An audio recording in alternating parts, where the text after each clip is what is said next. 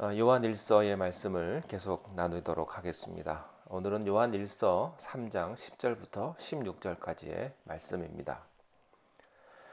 이러므로 하나님의 자녀들과 마귀의 자녀들이 드러나나니 무릇 의를 행하지 아니하는 자나 또는 그 형제를 사랑하지 아니하는 자는 하나님께 속하지 아니하니라. 우리는 서로 사랑할지니 이는 너희가 처음부터 들은 소식이라. 가인같이 하지 말라. 그는 악한 자에게 속하여 그 아우를 죽였으니 어떤 이유로 죽였느냐? 자기의 행위는 악하고 그의 아우의 행위는 의로움이라. 형제들아, 세상이 너희를 미워하여도 이상히 여기지 말라. 우리는 형제를 사랑함으로 사망에서 옮겨 생명으로 들어간 줄을 알거니와 사랑하지 아니하는 자는 사망에 머물러 있느니라. 그 형제를 미워하는 자마다 살인하는 자니 살인하는 자마다 영생이 그 속에 거하지 아니하는 것을 너희가 아는 바라. 그가 우리를 위하여 목숨을 버리셨으니 우리가 이로써 사랑을 알고 우리도 형제들을 위하여 목숨을 버리는 것이 마땅하니라. 아멘. 오늘 10절 말씀에 보시면 이 세상에는 두 자녀가 있다고 말씀을 하십니다. 첫째는 하나님의 자녀요, 두 번째는 마귀의 자녀입니다. 부활을 체험한 하나님의 자녀들은 어떤 삶을 사는가? 첫 번째는 죄를 짓지 않습니다. 이것이 하나님에게로 난 자들의 특징입니다. 죄를 짓는 자마다 죄의 자녀입니다. 하나님의 자녀면 죄를 짓지 않습니다. 두 번째 하나님의 자녀의 특징은 무엇입니까? 형제를 사랑합니다. 이것이 오늘 말씀의 주제입니다. 10절 하반절에 보면 형제를 사랑하지 아니하는 자는 하나님께 속하지 아니하니라. 하나님에 속한 사람은 뒤바꿔 보면 형제를 사랑합니다. 그리스도인의 신분증은 사랑입니다. 우리가 다 신분증이 있죠. 드라이브 라이센스가 다 있으실 겁니다. 천국 백성의 신분증이 하나 있는데 그것은 사랑입니다. 그리스도인의 지표가 있는데 그것은 사랑입니다. 우리 부활의 능력을 체험한 그 메시지가 있는데 그것도 사랑입니다. 11절에 우리가 서로 사랑할지니 이는 너희가 처음부터 들은 소식이라. 구약의 메시지의 핵심은 이겁니다. 너는 마음을 다하고 뜻을 다하고 정성을 다하여 주 너희 하나님을 사랑하라. 그러나 예수 그리스도께서 우리에게 가르쳐 주시는 것은 너희가 하나님을 사랑하는 것처럼 내 이웃을 내 몸처럼 사랑하라. 이것이 우리가 처음 들은 복음입니다. 하나님은 사랑이십니다. 그러므로 하나님을 믿는 자도 사랑해야 합니다. 이것이 처음 들은 복음입니다. 사랑은 율법의 완성입니다. 그러기에 로마서 13장 8절에 피차 사랑의 빛 이외에는 아무에게든지 아무 빚도 지지 말라고 성경은 말을 합니다. 한 걸음 더 나아가서 남을 사랑하는 사람은 율법을 다 이루었다고 말하기까지 합니다. 오늘날 그리스도인들이 이 세상에 보여줄 것은 멋진 교회 건물이 아닙니다. 또 많은 교인의 숫자도 아닙니다. 그리고 교회가 이 세상에 보여줄 것은 기적도 능력도 아닙니다. 천사의 말이나 또 놀라운 예언의 말씀이나 산을 옮길 만한 믿음이나 구제도 아닙니다. 우리가 세상에 보여줄 것은 소자에게 냉수 한 그릇을 주는 사랑이요, 다른 사람의 허물을 감싸주는 사랑이요, 고난받고 있는 형제의 고난에 동참하며 형제의 발을 씻어주는 이 겸손과 사랑이 우리 그리스도인들이 보여주어야 할 모습입니다. 성경은 이러한 한 예를 우리들에게 들어주고 있습니다. 그것은 구약 창세기 4장에 나오는 카인과 아벨에 관한 이야기입니다. 오늘 본문 12절에 이 가인과 아벨에 대한 이야기가 나오는데요. 12절에 보면 가인같이 하지 말라. 그는 악한 자에게 속하여 그 아우를 죽였다. 이렇게 나옵니다. 여러분 창세기 4장에 보면 인류의 최초의 자녀인 자식인 카인과 아벨이 나타납니다. 이 사람들은 피를 나눈 형제입니다. 그런데 놀라운 사실은 그 최초의 형제가 살인을 한 사건입니다. 카인은 아벨을 사랑했어야만 합니다. 설령 아벨이 잘못했다 할지라도 용서해야 할 입장입니다. 그럼에도 불구하고 사랑하기보다는 오히려 미워하고 죽인 것입니다. 이것이 바로 최초의 죄의 열매입니다. 왜 카인이 아벨을 죽였습니까? 간단합니다. 카인은 하나님에게 속하지 않았기 때문에. 미워하고 죽이는 것은 사탄의 속성입니다. 우리에게 미움이 있고 우리 안에 살인의식이 있는 것은 우리 안에 사탄의 영이 있기 때문입니다. 하나님의 영이 있는 사람은 절대로 살인이나 미움이나 분노를 갖지 않습니다. 순간순간 마귀가 우리를 사로잡아서 미움과 살인과 또 죄를 짓게 만드는 것입니다. 12절에 가인같이 하지 말라. 그는 악한 자에게 속하여 그 아우를 죽였으니 어떤 이유로 죽였느냐? 자기의 행위는 악하고 그의 아우 행위는 의로움이라. 이렇게 되어 있습니다. 그는 악한 자에게 속하였다. 왜 그가 아벨을 죽였느냐? 그가 악한 자에게 속했기 때문입니다. 자기 행위는 악하고 아우의 행위는 의롭기 때문입니다. 여러분, 내가 용서하고 또 사랑하지 못하고 사람을 미워하고 죽이는 이유는 그 사람이 물론 잘못돼서도 그럴 수 있습니다. 그러나 그것보다 더 중요한 이유는 내 안에 악이 있기 때문입니다. 분명 어떤 의미에선 상대방이 잘못할 수 있습니다. 그러나 내 안에 하나님의 생명이 있으면 그 형제가 죽을 죄를 졌다 할지라도 내 안에 사랑이 있으면 그 허물을 용서할 것입니다. 그 사람의 잘못을 어루만질 것입니다. 그런데 그 사람의 허물을 보고 왜 내가 미워하고 저주하고 살인의식을 갖습니까? 내 안에 그것이 있기 때문입니다.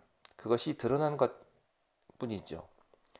타인이 잘못해서 내가 분노하는 것이 아니라 내 안에 그것이 있기 때문입니다. 우리가요, 반대로 생각할 수가 있어요.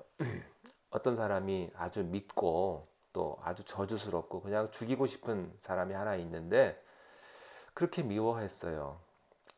근데 내가 죽일 힘이 없으니까 못 죽일 뿐이지 마음속으로는 몇 번이나 살인을 했습니다. 그리고 그 사람 얼굴만 보면요, 소화가 안 되고 괴로워요. 그런데 어느 날 이 사람이요, 예수님 믿었어요. 성경 공부를 합니다.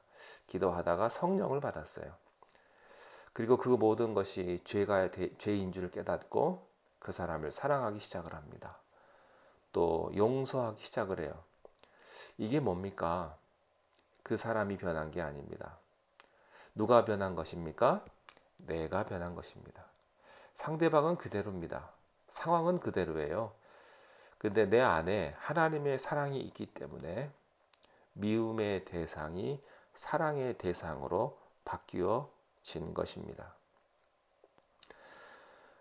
우리는 카인과 아벨에게서 두 가지를 봅니다. 그것은 태도의 차이와 행동의 차이입니다. 가인의 제사를 드리는 그 태도에 있어서 하나님이 기뻐하지 않았습니다. 아벨의 제사를 드리는 태도에 있어서는 하나님이 기뻐하셨습니다. 죄는 태도로부터 시작합니다. 태도의 차이는 행동의 차이로 변합니다. 악한 행동과 의로운 행동으로 나타납니다. 내가 누구냐에 따라서 결과가 달라집니다. 제가 지난주에 이런 말씀을 드렸습니다. 죄를 짓기 때문에 죄인이 아니라고 말했습니다. 죄인이기 때문에 죄가 지어지는 것입니다. 그리고 사람은 언제나 그 죄 짓는 행동에 있어서 언제나 그 원인을 자기에게 찾지를 아니하고 다른 사람 때문에 그랬다고 말을 합니다. 죄는 변명을 합니다. 죄는 자기 합리화를 합니다. 그래서 자기는 죄가 없다고 말을 합니다. 아닙니다. 우리 안에 죄가 있는 것입니다. 그러나 하나님에게 속한 자는 사랑을 합니다. 사랑을 하면 어떤 일이 생깁니까? 13절에 보니까 형제들아 세상이 너희를 미워하여도 이상히 여기지 말라. 우리가 사랑을 하면, 용서하면 세상은 우리를 반대로 미워하기 시작을 합니다. 마치 사람들이 스데반에게 귀를 막고 돌을 던지는 현상이 일어납니다. 세상이 여러분을 이해하지 못하고 세상이 여러분을 핍박하거든 그것이 정상인 줄 아십시오. 사람들은요, 자기가 좋은 일 하면 칭찬받을 것을 기대합니다. 근데 그건 착각입니다. 여러분 좋은 일 하셨습니까? 핍박이 옵니다. 상급은 하나님으로부터만 옵니다. 여러분이 핍박을 받았다면 그건 진짜입니다. 그게 진짜예요. 세상은 거짓이기 때문에 진리를 핍박하고 거절한다고 하는 사실입니다. 자, 두 번째, 형제를 사랑하면 어떤 일이 생기는가? 14절에 보니까 우리는 형제를 사랑함으로 사망에서 옮겨 생명으로 들어간 줄을 알거니와 사랑하지 아니하는 자는 사망에 머물러 있느니라. 형제를 사랑하면 사망에서 생명으로 옮기는 역사가 일어납니다. 사랑은 부활의 기적을 낳습니다. 왜냐하면 생명이 있기 때문입니다. 생명이 있는 곳에는 죽음이 사라집니다. 이것을 가리켜 부활이라고 말을 합니다. 생명이 있는 곳에는 기적이 있습니다. 죽음을 이길 수 있는 것은 오직 생명뿐입니다. 미움을 이길 수 있는 것은 오직 사랑뿐입니다. 그러면 사랑하지 않으면 어떤 일이 생겨납니까?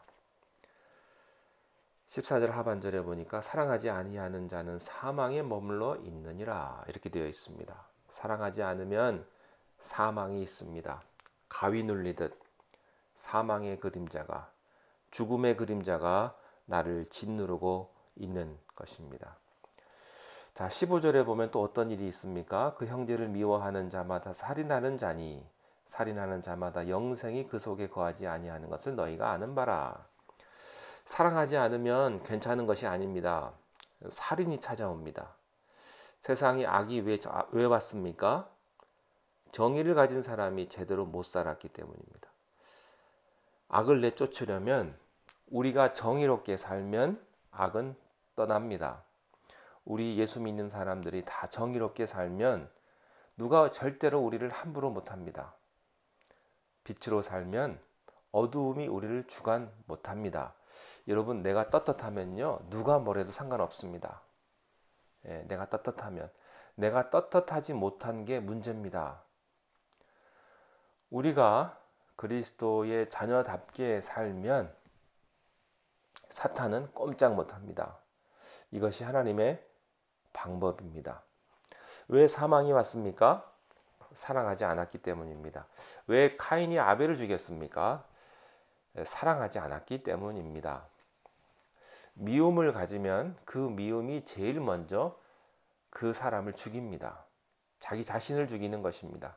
다른 사람을 죽이는 게 아닙니다. 자기를 먼저 죽이게 되는 것입니다. 그래서 미워하는 사람들의 얼굴은 어떻게 생겼습니까? 살기가 등등하고 오기가 등등하고 얼굴이 그렇게 미울 수가 없습니다. 그 얼굴이 미움이 꽉 차 있는데 남을 미워하기 전에 그 미움은 자기를 먼저 죽이는 것입니다.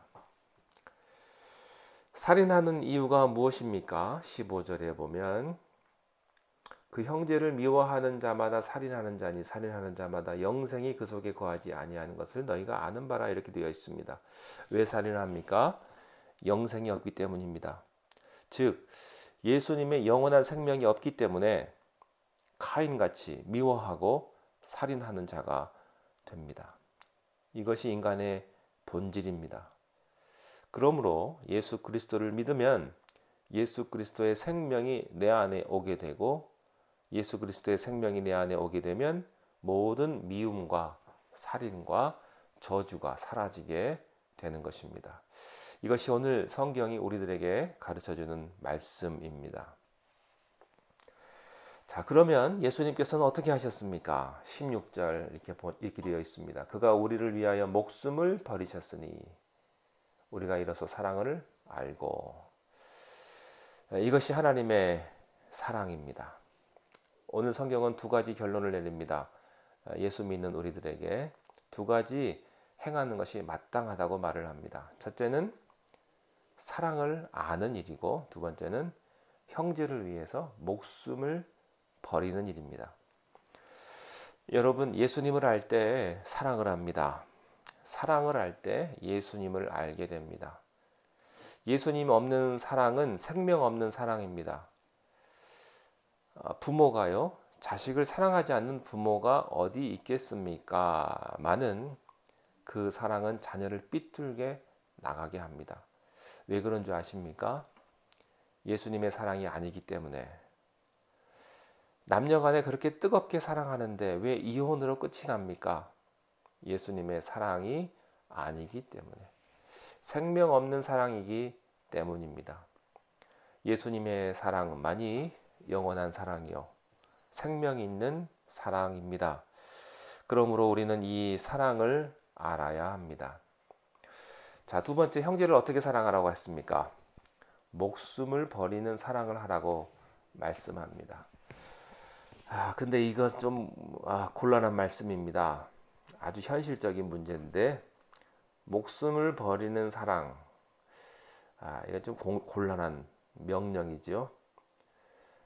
우리가요, 예수님 믿는데 예수님 믿는 사람 중에 사랑하지 않는 사람은 없습니다. 다 사랑하죠. 그런데 목숨 버리는 사랑은 안 합니다. 그래서 문제가 있습니다. 예수 믿는 사람들이 생명 거는 사랑을 하지 않았기 때문에 아무 기적이 없는 것입니다. 사랑이 약한 것이 아닙니다. 사랑이 능력이 없는 것이 아닙니다. 생명을 걸지 않기 때문에. 하나님을 사랑하지요. 이웃을 사랑하지요. 그러나 목숨을 걸고 사랑하지 않기 때문에 그 사랑이 능력이 없는 것입니다. 여러분, 죽을 각오가 되어 있으면요, 무서울 게 없습니다. 이슬람 과격한 사람들, 테러 단체들 보면 그 사람들이 왜 폭탄을 들고 자살 테러를 합니까? 인생을 포기했기 때문에, 죽을 각오가 되어 있기 때문에 그런 엄청난 일을 저지르는 것 아니겠습니까? 여러분, 목숨까지도 버릴 수 있는 건요, 모든 걸 다 할 수 있어요.